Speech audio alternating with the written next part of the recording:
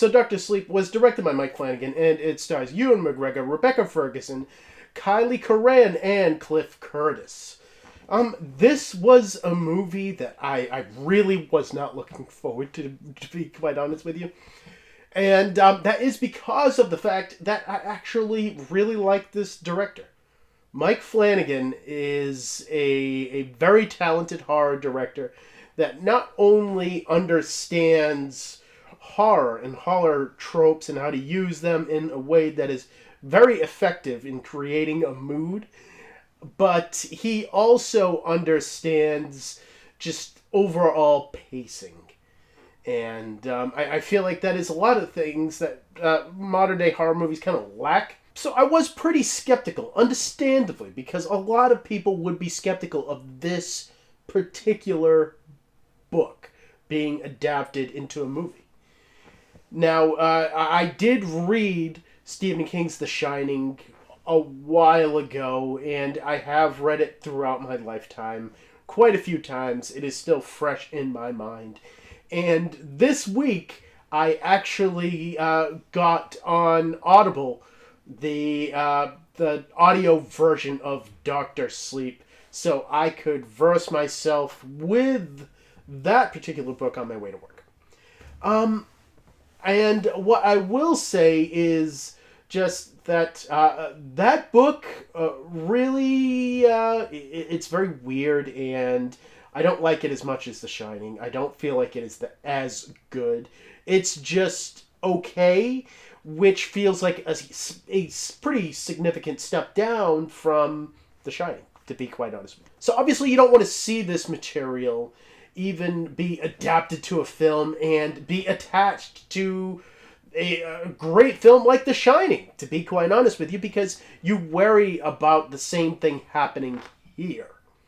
And I am here to tell you guys that it actually doesn't. This movie is very wisely made and very, very skillfully directed in a way that sidesteps almost everything that you would be afraid of with this particular movie.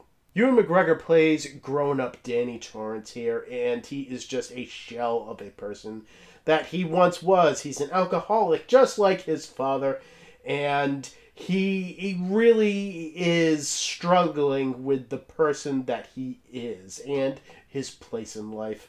And right when he finds some comfort in his life and some stability, his world is thrown upside down by other people that have the shine, and what that means to this overall story I won't really go into, just because of the fact that it is very spoiler heavy and I don't want to spoil anything, but just from the trailer you can tell that other people have the shine, so that is why I put it in my synopsis. Really, I feel like this movie does an excellent job at expanding this universe and really teaching you more of what it's all about. There is a lot less ambiguity here than in the original Shining, and even though some people won't like that, I feel like it answers a lot of lingering questions that people have about this particular universe, and in a way that doesn't cheapen everything that happened in the original film.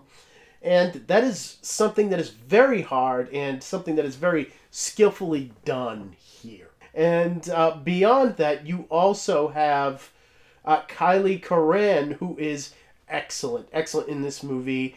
I won't reveal too much of what her whole plot is, but what I will say is that she is a place for this movie to really expand and grow and teach you more about this world that The Shining lives in.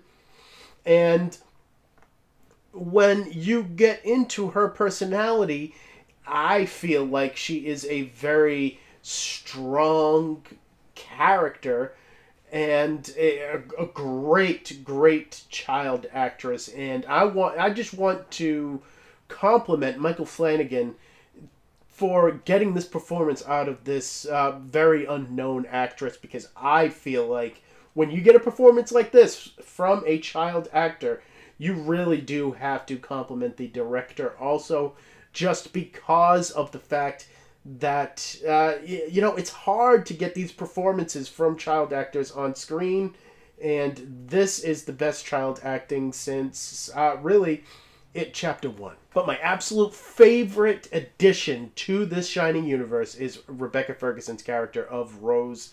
She is obviously the villain here. You can see that from the trailer.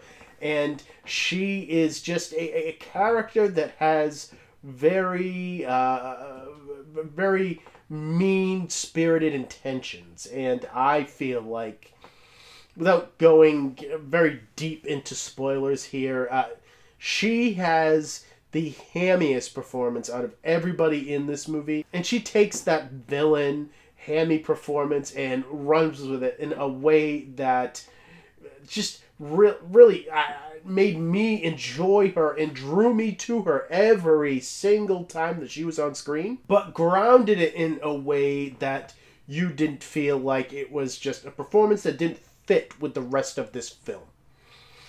She is a excellent seductress, femme fatale in this film, and I love her character.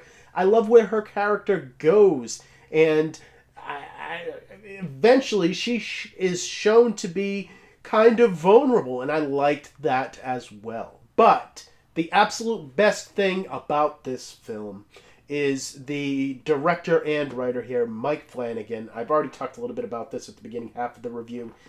But I really want to go back to this and just say that this story is very hard to tell. And there is a way to do it that you would alienate your audience. You have the differences between Stephen King's The Shining and Stanley Kubrick's The Shining.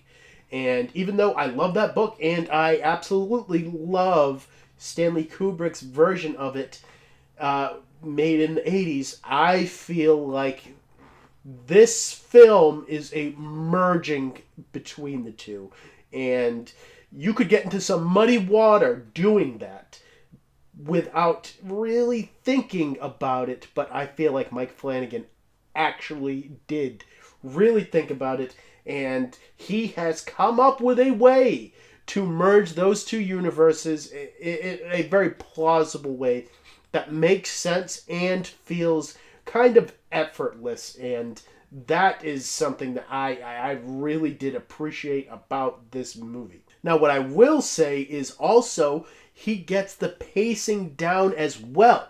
This movie is paced just like that 1980s Shining film. It has more action in it, and it's a little bit more trippy with its imagery, and it gets into some weird kind of subject matters that I feel like Stanley Kubrick really didn't want to go with because he didn't really know how to film them. Mike Flanagan really doesn't shy away from those aspects of Stephen King's work, and I feel like that is something that I just loved seeing on screen. My only complaint is there is a lack of suspense in just modern day horror in general that I feel like this movie kind of suffers from.